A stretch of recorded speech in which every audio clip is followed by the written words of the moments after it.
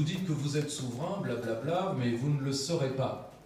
Dire qu'on l'est, si vous voulez, c'est exactement comme quelqu'un qui vit, pardonnez cette inclusion dans les vies personnelles, mais c'est exactement la même chose.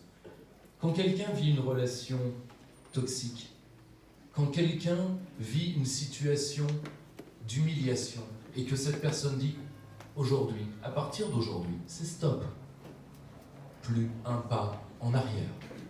Cette personne n'est pas remise de ses traumas. Elle a juste décidé qu'il n'y en aurait pas un de plus. C'est le même rapport entre la souveraineté en soi et la souveraineté pour soi.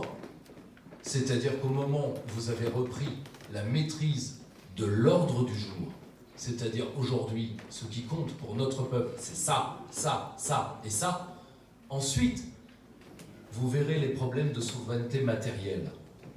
C'est-à-dire, je veux un circuit électrique de qualité, donc il me faut des centrales, à partir de ces centrales, il me faut des combustibles, il me faut des ingénieurs, etc., etc., etc. Mais là, ceux qui vous disent il faut avoir la souveraineté matérielle pour pouvoir avoir la souveraineté tout court, sont des gens qui ne connaissent rien aux luttes de libération. Citez-moi un seul pays qui s'est libéré pleinement souverain. Quand les États-Unis virent, grâce à la flotte française écrasant Cornwallis, les Anglais, elle est souveraine, l'Amérique? Vous êtes sûr de vous? Matériellement. Elle a encore des tas de choses à construire et elle va impressionner le monde, en bien comme en mal.